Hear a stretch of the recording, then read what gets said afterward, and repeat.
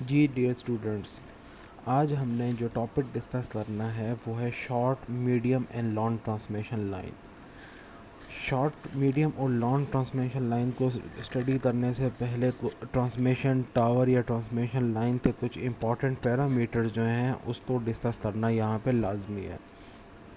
आप आपको पता है ओवरहेड जो कंडक्टर्स होते हैं वो टावर के साथ सस्पेंडेड होते हैं, और टावर कंडक्टर के साथ इंसुलेटेड होता है। मींस कंडक्टर सॉलिडली कनेक्टेड नहीं होता, इलेक्ट्रिकली कनेक्टेड नहीं होता टावर से साथ, वो through a set of insulators जो हैं वो कनेक्टेड होता है। और सेट ऑफ इंसुलेटर्स जो हैं इसमें नंबर ऑफ इंसुलेटर वेरी कर सकते हैं depending upon the voltages level. Insulators की कॉन्फ़िगरेशन वर्टिकल भी हो सकती है और हॉरिजॉन्टल भी हो सकती है। Vertical means they parallel to the tower, ठीक है, और horizontal position means they parallel to the conductor. अब ये वर्टिकल और हॉरिजॉन्टल हम क्यों करते हैं? अगर एक transmission line without any curve या विदाउट एनी बेंड जो है वो स्ट्रेट लाइन में मूव कर रही है, तो उस केस में जो ट्रांसमिशन ये इंसुलेटर्स होंगे वो इन the form of vertical arrangement होंगे। लेकिन जब भी हम ट्रांसमिशन लाइन को बेंड देते हैं, ठीक है, या कहीं सैद प्रोड्यूस होता है, जिस तरह आप पहाड़ी इलाके में चले जाएं तो एक टावर नीचे होता है और दूसरा टावर जो है पहाड़ पे कहीं ऊपर लगा होता है, तो उस कंडीशन में हम क्या करते हैं, हम उसकी हॉरिजॉन्टल इंसुलेटर प्लेट्स जो हैं वो लगाते हैं। अब जो नेक्स्ट चीज़ है यहाँ पे, ट्रांसमिशन टावर के ऊपर आप लोगों ने नोट किया होगा एक पतली सी वायर होती है जिसको शील्ड वायर बोलते हैं, या कुछ बुक्स में उसको लाइटनिंग अरेस्टर भी बोला जाता है। ये वायर बेसिकली क्या करती है, ये ट्रांसमिशन टावर के साथ इलेक्ट्रिकली कनेक्टेड होती है। मींस ये इंसुलेटर से ज़रिए कनेक्ट नहीं होती और इलेक्ट्रिकली कनेक्टेड होती है। अब जब भी कभी लाइटनिंग स्ट्रोक लाइन पे गिरता है तो वो इम्पेडेंस को डिवाइड कर देती है और करंट जो है वो टावर के थ्रू ग्राउंड हो जाता है, और हमारे जो फेस कंडक्टर्स हैं उसको शॉर्ट सर्किटिंग से या उसको लाइटनिंग स्ट्रोक से बचा देता है। अब जो ट्रांसमिशन में या ट्रांसमिशन नेटवर्क में जो वोल्टेज ड्रॉप होता है वो बेसिकली डिपेंड करता है वैल्यू ऑफ रेजिस्टेंस, इंडक्टेंस और कैपेसिटेंस। रेजिस्टेंस और इंडक्टेंस जो होती है वो सीरीज़ इम्पीडेंस होती है। मीन्स जब आप ट्रांसमिशन लाइन को आप मॉडल करते हैं तो ट्रांसमिशन लाइन की मॉडलिंग में जो रेजिस्टेंस और इंडक्टेंस होती है वो बेसिकली एक सीरीज़ इम्पीडेंस पाथ आप उसको मॉडल करते हैं, जबकि जो कैपेसिटेंस होती है वो आपके पास एक शंट पाथ में मॉडल की जाती है। जो नेक्स्ट एक इम्पॉर्टेंट टर्म है वोल्टेज रेगुलेशन। ट्रांसमिशन सिस्टम में आपके लिए वोल्टेज रेगुलेशन बहुत इंपॉर्टेंट है समझना। वोल्टेज रेगुलेशन क्या है? जो डिफरेंस होता है सेंडिंग एंड वोल्टेज और receiving end voltage. Normally receiving end voltages जो होते हैं वो कम होते हैं as compare to the sending end voltage. ये क्यों कम होते हैं? जस्ट बिकॉज द लाइन में ड्रॉप्स होते हैं। लाइन में drops in the form of आहिस्ते रॉल लॉसेस भी हो सकते हैं, और रेजिस्टेंस और इंडक्टेंस के अक्रॉस भी लॉसेस दी जा सकती हैं। तो इसी वजह से जो वोल्टेजेस होते हैं वो नॉर्मली सेंडिंग एंड वोल्टेज हमेशा ज़्यादा होते हैं और रिसीविंग एंड वोल्टेज जो है वो as compare to sending end वो कम होते हैं। तो वोल्टेज रेगुलेशन क्या चीज़ है? The difference in the voltage at receiving end of transmission line between the condition of no load and the full load। और वोल्टेज रेगुलेशन का जो फार्मूला है वो है percentage voltage regulation is equal to V sending end minus V receiving end. Means sending और receiving end के दरमियान ये जो वोल्टेज ड्रॉप हुआ है वो उनका difference divided by voltage of the receiving and, और इसको अगर आप 100 से मल्टीप्लाई करते हैं तो ये आपको परसेंटेज वोल्टेज रेगुलेशन देता है। नेक्स्ट जो चीज़ है वो है ट्रांसमिशन की एफिशिएंसी। अब ट्रांसमिशन एफिशिएंसी को डिस्कस करने से पहले आपको ये पता होना चाहिए कि एफिशिएंसी क्या होती है। Efficiency is basically the ratio between output and the input. अब ट्रांसमिशन पे अगर हम देखते हैं तो ट्रांसमिशन सिस्टम में जो इनपुट होती है वो क्या है, सेंडिंग एंड पावर, और जो आउटपुट है वो है रिसीविंग एंड पावर। तो ट्रांसमिशन सिस्टम में जो ट्रांसमिशन एफिशिएंसी होगी वो क्या होगी, the ratio of sending end receiving end power to the sending end power of a transmission. और मैथमेटिकली अगर हम इसको देखते हैं तो वो कुछ इक्वेशन जो है कुछ ऐसे बनती है, percentage transmission efficiency is equal to the receiving end power divided by the sending end power into 100। और ये इनकी जो मैथमेटिकल फार्मूले हैं रिसीविंग एंड पावर के in terms of the current, voltage and power factor, वो कुछ इस तरह है। Receiving end power is equal to voltage of the receiving end, current of the receiving end, and the cos theta means the power factor of the receiving end। इसी तरह जो sending end power होगी वो भी the sending end voltage into sending end current and the cos of the theta between the sending end voltage and the sending end current। तो ये तो थी ट्रांसमिशन की एफिशिएंसी। नेक्स्ट हम देखते हैं कि कौन कौन सी ट्रांसमिशन की टाइप्स होती है। ट्रांसमिशन लाइन की कौन कौन सी 3 मेजर टाइप्स है। Depending upon the length of transmission line की लेंथ की बेसिस पे हम ट्रांसमिशन को 3 कैटेगरियों में डिवाइड करते हैं। पहली है जी शॉर्ट ट्रांसमिशन लाइन, दूसरी है medium transmission, and last one is the long transmission line. Short transmission line को अगर हम स्टडी करते हैं तो हमें ये पता चलता है कि शॉर्ट ट्रांसमिशन लाइन की जो लेंथ है वो 80 किलोमीटर्स या उससे कम है, और वोल्टेजेस कुछ ऑथर्स जो हैं वो वोल्टेजेस को मेंशन करते हैं कि वो 70 kV से लेस होती है। और शॉर्ट ट्रांसमिशन लाइन में जो शंट कैपेसिटेंस होती है वो इतनी थोड़ी होती है कि हम उसको नेगलेक्ट कर देते हैं, और हम अपने जो मॉडल करते हैं वो सिर्फ सीरीज़ रेजिस्टेंस और सीरीज़ इंडक्टेंस उसको कंसीडर करते हैं, हम सीरीज़ इम्पीडेंस बनाते हैं। In short shunt capacitance is ignored in the short transmission line. जो नेक्स्ट है हमारे पास वो है मीडियम ट्रांसमिशन लाइन। अब मीडियम ट्रांसमिशन लाइन उसकी जो लेंथ डिफाइन है वो है 80 किलोमीटर से लेकर 240 किलोमीटर 240 किलोमीटर तक। जब एक लाइन होगी उसको आप मीडियम ट्रांसमिशन लाइन बोलते हैं। और मीडियम ट्रांसमिशन लाइन में सीरीज़ जो इम्पीडेंस है रेजिस्टेंस और सीरीज़ इंडक्टेंस, इसके साथ साथ आप शंट कैपेसिटेंस भी हम कंसीडर करते हैं। मीडियम ट्रांसमिशन लाइन को फिर जब आप मॉडल करते हैं means according to the position of the capacitance, हमारे पास 3 थ्योरीज़ हैं या 3 तरीके हैं इसको मॉडल करने के लिए। ये इनकी जो 3 मॉडल्स हैं ये हम लेटर आज के लेक्चर में इसको डिस्कस करेंगे।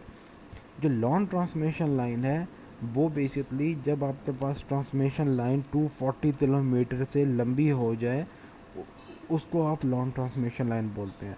और लॉन्ग ट्रांसमिशन लाइन में जो रेजिस्टेंस, इंडक्टेंस और कैपेसिटेंस है वो यूनिफॉर्मली डिस्ट्रीब्यूट होते हैं over the entire length of the transmission line. जी नेक्स्ट जो हमारे पास टॉपिक है वो है शॉर्ट ट्रांसमिशन लाइन। जैसे तो मैंने आपको पहले बताया कि जो शॉर्ट ट्रांसमिशन लाइन होती है उसकी लेंथ अराउंड 80 किलोमीटर्स होती है, और हम उसमें जो शंट कैपेसिटेंस है वो इतनी स्मॉल होती है या उसका जो अफेक्ट होता है वो इतना स्मॉल होता है कि हम उसको नेगलेक्ट करते, सिर्फ जो सीरीज़ से रेजिस्टेंस और सीरीज़ इंडक्टेंस है हम उसको कंसिडर करते हैं। अब जो हमारा सीरीज़ रेजिस्टेंस और इंडक्टेंस तो हमने कंसिडर किया, तो ये इन the form of lumped shape भी हो सकती है और इसको आप डिस्ट्रीब्यूट भी कर सकते हैं, डिस्ट्रीब्यूटेड शेप में भी हो सकती है, मींस कंसंट्रेटेड किसी एक स्पेसिफिक पॉइंट पे, या आप उसको लम्प कर सकते हैं ओवर द लाइन। जो नेक्स्ट है हमारा आपके सामने ये जो डायग्राम बनी हुई है, ठीक है, फिगर, ये बेसिकली शॉर्ट ट्रांसमिशन लाइन का इक्विवेलेंट मॉडल है। आप यहाँ पे देते हैं, आपके पास ये है voltage of the sending and, और लाइन में सीरीज़ जो कंपोनेंट्स हैं वो हैं रेजिस्टेंस और इंडक्टेंस।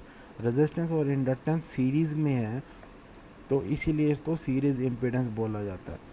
जो नेक्स्ट है हमारे पास रिसीविंग एंड पे, वो है एक लोड लगाया हुआ, तो जो करंट है ओवर द लाइन वो डिवाइड नहीं हो रहा, वो एक सीरीज़ में ही फ्लो करता है between the sending and the receiving and. इसमें आप देख सकते हैं कि जो कैपेसिटर है वो इग्नोर किया गया है। इसी डायग्राम को अगर हम फेज़र रिप्रेजेंटेशन में शो करें तो आपके पास कुछ ये डायग्राम बनती है, ये फिगर बनती है, ठीक है। इसमें आप देख सकते हैं कि आपके पास जो रिसीविंग एंड पे वोल्टेजेस हैं वो ये है, और चूँकि करंट डिवाइड नहीं हो रहा, सीरीज पाथ है, तो आपके पास जो करंट है वो यहाँ पे एक्स एक्सिस पे शो किया गया। करंट और रिसीविंग एंड वोल्टेजेस के बीच में जो थीटा है, जो डिफरेंस है, वो है आपके पास यहाँ पे फाई आर, और सेंडिंग एंड वोल्टेज और करंट के बीच में जो डिफरेंस है वो आपके पास है फाई एस। इसी डायग्राम की एनालिसिस जो है हम अगले स्लाइड में देखते हैं। ये देखते हैं, ये वही डायग्राम है जो हमने लास्ट स्लाइड में देखी हुई। अब इसके जो इम्पोर्टेंट पैरामीटर्स हैं वो क्या है, आई हमारे पास लोड करंट है, आर जो हमारे पास लूप की रेजिस्टेंस है, एच एल हमारे पास लूप की रिएक्टेंस है, वी आर हमारे पास जो है वोल्टेज है रिसीविंग एंड की, कॉस थीटा आर हमारे रिसीविंग एंड पावर फैक्टर है, वी एस हमारे पास सेंडिंग एंड वोल्टेज है, और कॉस थीटा एस जो है हमारा सेंडिंग एंड पावर फैक्टर है।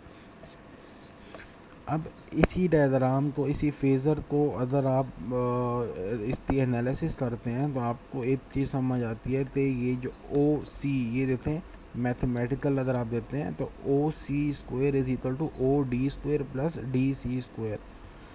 ये बेसिकली ओ सी और डी, ये एक राइट एंगल ट्रायंगल है, तो हम इस पर पाइथागोरस थ्योरम लगा सकते हैं। पाइथागोरस थ्योरम लगाने के लिए हमें एक चीज़ पता चलती है कि जो ओ सी है वो आपके पास हाइपोटेन्यूज है, और ओ डी आपके पास बेस है, और सी डी जो है आपके पास परपेंडिकुलर है। लिहाजा O D square plus C D square is equal to O C square. तो ये आपके पास ये इक्वेशन बन गई। अब इसमें जो वैल्यूज़ हैं वो हम पुट अप करते हैं। जो ओ सी है वो बेसिकली वी एस के बराबर है, मीन्स सेंडिंग एंड वोल्टेज के बराबर है, और जो ओ डी है, ओ डी वो फर्दर दो वैल्यूज़ के बराबर है, means O D is equal to O E plus E D, और जो ओ ई है वो आपके पास यहाँ पे जो रिसीविंग एंड वोल्टेजेस हैं उसका हॉरिजॉन्टल कंपोनेंट है, और ये जो ई डी है वो आपके पास आई आर के बराबर है। तो ये जो आई आर है, इसको वेक्टर को अगर आप स्लाइड करते यहाँ ले आएँ तो ये इसकी वैल्यू भी आई आर होगी। लिहाजा O D is equal to V R cos phi R plus I R. तो ये जब आपने वैल्यू पुट अप की तो आपके पास ये इक्वेशन आई, O E plus E D and या V R into cos phi R plus I R whole square. अच्छा, नेक्स्ट जो है हमारे पास ये वर्टिकल कंपोनेंट बनते हैं। ये क्या है, basically D C D is equal to D B plus B into C. अब डी बी क्या है, वो है वी आर का वर्टिकल कंपोनेंट, ठीक है। तो वी आर का जो वर्टिकल कंपोनेंट होता वो बराबर है V R into sine phi R plus I into H L. ये आई इंटू एच एल यहाँ से आपको ये मिल जाएगा। नेक्स्ट जो है आपको, लिहाजा जो सेंडिंग एंड जो वोल्टेज है उसकी इक्वेशन कुछ इस तरह बनी, V R into cos phi R plus I R whole square plus V R into sine phi R plus I into H L whole square under the root. Next we have the percentage voltage regulation.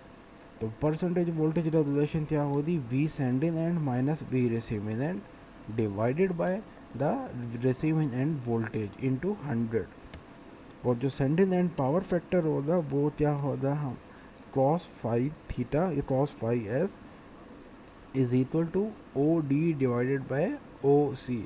अब देखते हैं अगर आपके पास ये जो phi S है तो cos फाई एस बेसिकली क्या होगा, ये सॉरी बेस ओवर हाइपोटेन्यूज, ठीक है। तो बेस हमारे पास क्या है ओ डी और हाइपोटेन्यूज क्या है हमारे पास ओ सी। तो ओ डी की वैल्यू और ओ सी की वैल्यू जब आप पुट अप करते हैं तो हमारे पास जो सेंडिंग एंड पावर फैक्टर है वो उसकी ये इक्वेशन बनती है। पावर डिलीवर्ड क्या होगी, जो आपने पावर डिलीवर दी है मीन जो आपके पास रिसीविंग एंड पे पावर आई है, तो वो क्या होगी, voltage of the receiving and into current of receiving end into the cause into the power factor of the receiving and, जो थे यहाँ पे कॉस फाई आ रहा है। अब चूँकि लाइन में लॉसेस भी होंगे, लिहाजा line losses are given by I square R, ठीक है। तो जो सेंडिंग एंड पावर होगी वो basically power delivered plus line losses के बराबर होगी। तो the power sent is equal to V R into I R into cos phi R plus I square into R. Now the transmission efficiency is basically the power delivered divided by power sent into 100। तो इनकी जब आपने values put up की तो आपके पास कुछ ये equation आती है, ठीक है। Now the sending end voltage, जो हमारे पास सेंडिंग एंड वोल्टेज होगी वो इसके बराबर है वी, वो basically receiving end voltage plus जो सीरीज कंपोनेंट थे क्रॉस वोल्टेज ड्रॉप हुई हैं उनके बराबर, उनको आपने ऐड अप कर देना है सिंपल केवीएल से। तो आपके पास जो रिसीविंग और सेंडिंग एंड वोल्टेजेस हैं वो आपके पास कुछ ये वैल्यू आ जाती है।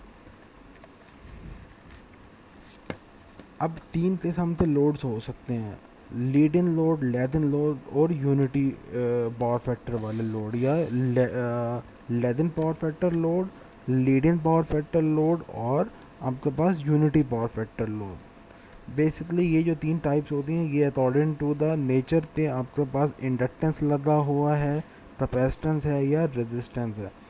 तो ये जो तीन फेजर्स आपके सामने बने हैं हम इसको ज़रा देखते हैं। जब आपके पास लोड पावर फैक्टर वो लेदिन होगा तो आपका जो फेज़र बनता है वो कुछ इस तरह बनता है, फिगर नंबर 1 में जो शो किया दिया। यहाँ पे करंट जो है वो लैग कर रहा है और वोल्टेज जो है वो लीड कर रही है। नॉर्मली ऐसा जो फेज़र बनता है वो इंडक्टेंस में बनता है, इंडक्टिव लोड में बनता है। Next is the load in power factor 100% हो, मीन्स जब कि यूनिटी पावर फैक्टर हो। यूनिटी पावर फैक्टर बेसिकली इसमें वोल्टेजेस और करंट के बीच में जो डिफरेंस होता है, एंगल होता है वो ज़ीरो होता है, मीन्स वो इन फेज़ होते हैं और in phase normally resistive loads में होते हैं। नेक्स्ट जो है हमारे पास load in power factor, load power factor जो है वो लीड इन हो, मीन्स यहाँ पे करंट लीड कर रहा है और वोल्टेज लैग कर रहा है, ठीक है। तो ऐसा जो पावर फैक्टर होता है वो बेसिकली कैपेसिटिव लोड के लिए होता है। अब इस regulation and transmission of efficiency of transmission line depends upon the power factor of load. Load का पावर फैक्टर बहुत इम्पॉर्टेंट होता है ट्रांसमिशन को रेगुलेट करने और ट्रांसमिशन की एफिशिएंसी डिफाइन करने के लिए। अगर तो हमारे पास लेदिन पावर फैक्टर है तो आपका जो रिएक्टिव कंपोनेंट है ये I into H L sine phi R ये एक्टिव पार्ट के साथ ऐड अप हो जाएगा। और अगर हमारे पास लीड इन पावर फैक्टर है तो जो ये रिएक्टिव कंपोनेंट है ये एक्टिव कंपोनेंट से सब्ट्रैक्ट कर जाएगा।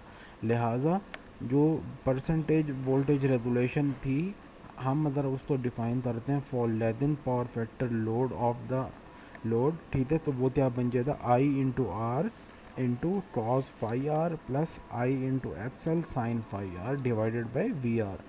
और नेक्स्ट अगर हमारे पास leading power factor load है तो उसके लिए जो परसेंटेज वोल्टेज रेगुलेशन होती है वो क्या होती है I into R cos phi R minus I into H L sine phi R divided by V R.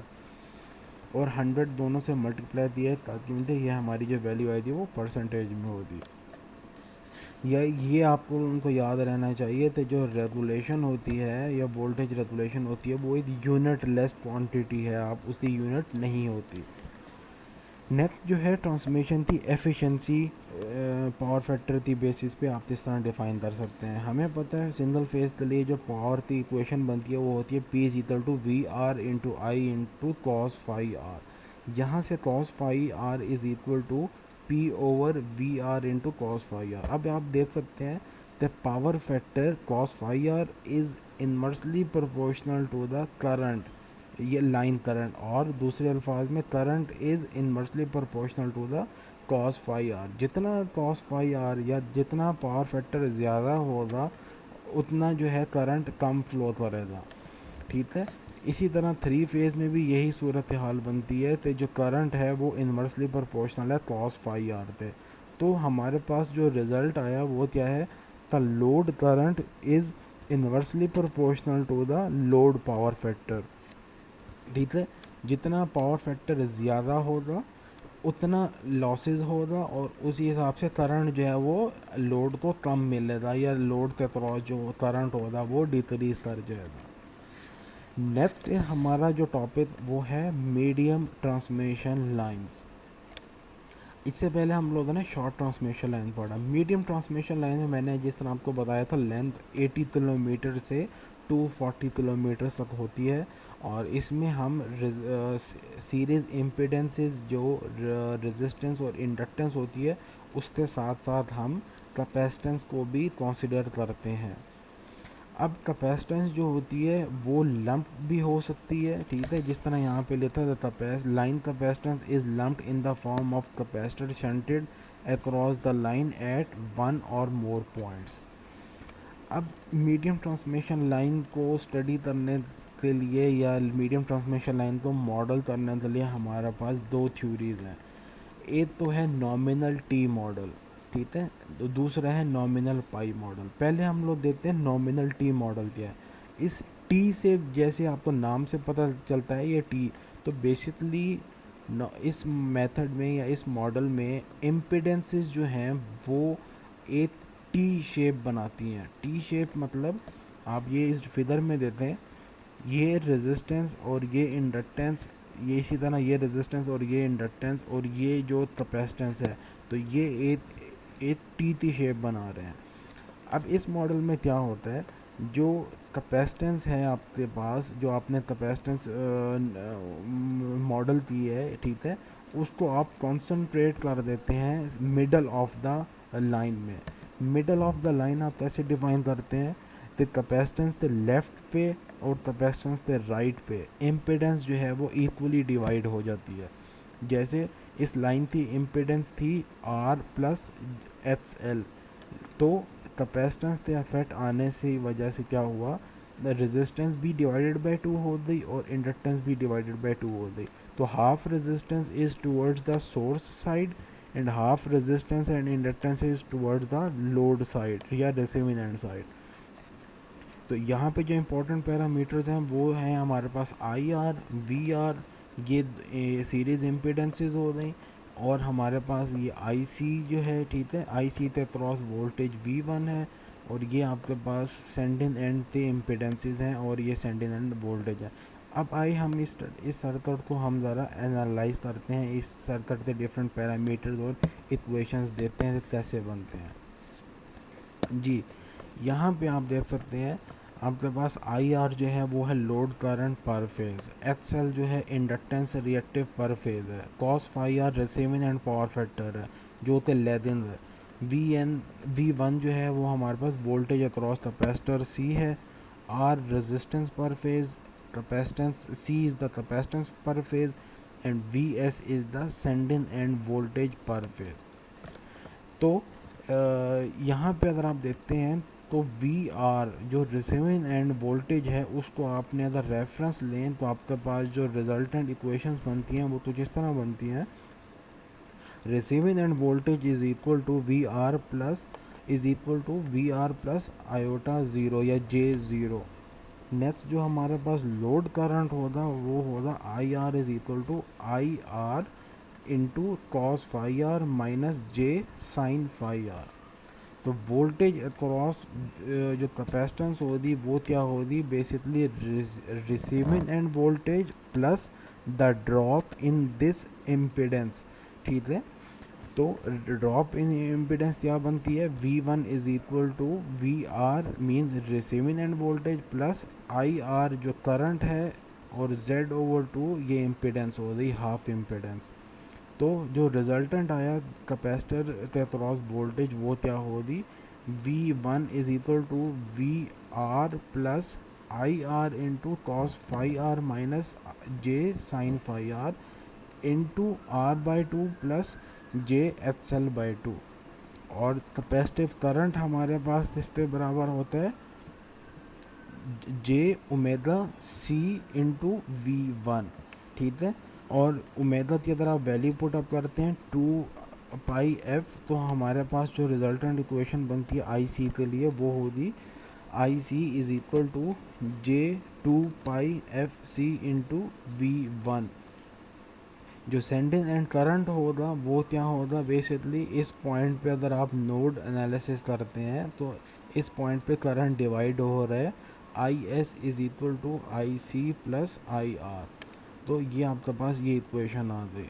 और इसी तरह जो सेंडिंग एंड वोल्टेजेस होंगे वो क्या होंगे, V1 plus the drop in this sending end impedance, तो वो क्या होगा V1 plus IS into Z/2 या V1 plus IS into R/2 plus JXL/2।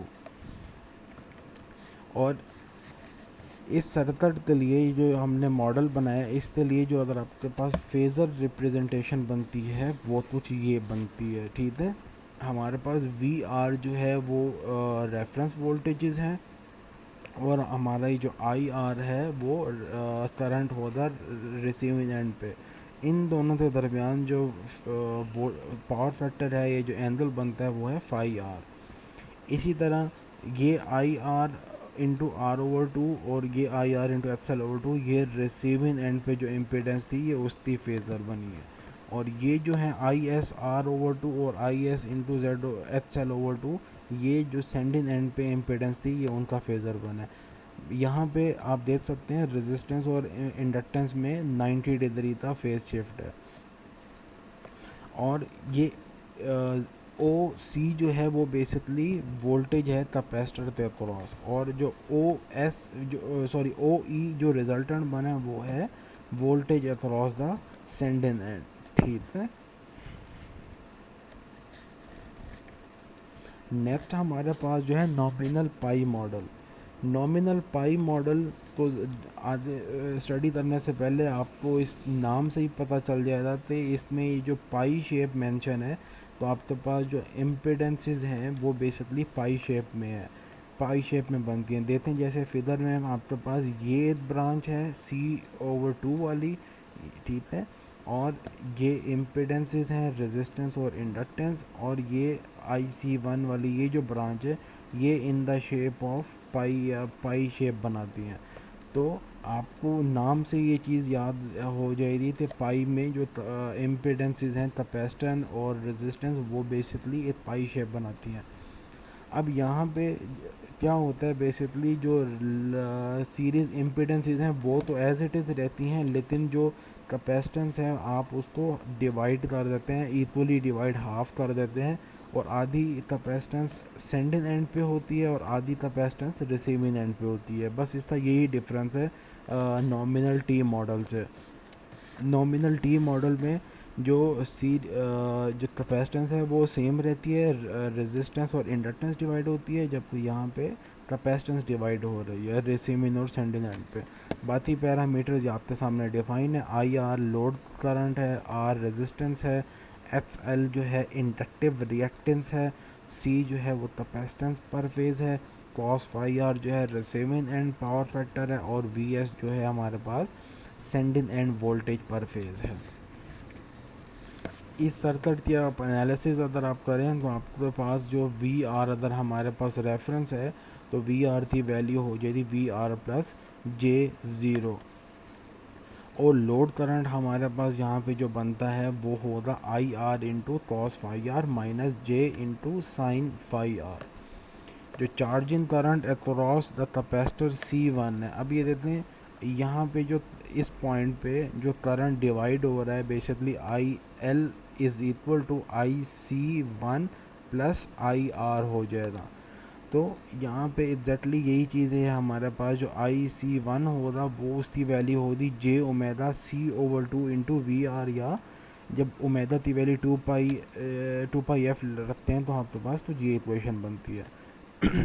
Next is I L is equal to I R plus I C one, ये हमने यहाँ पे node analysis दिया, करंट जो डिवाइड हुआ था। तो यहाँ पे जो सेंडिंग एंड वोल्टेज हो जाएगी वो क्या होगी, V R plus I L into G, where G is equal to R plus J H L.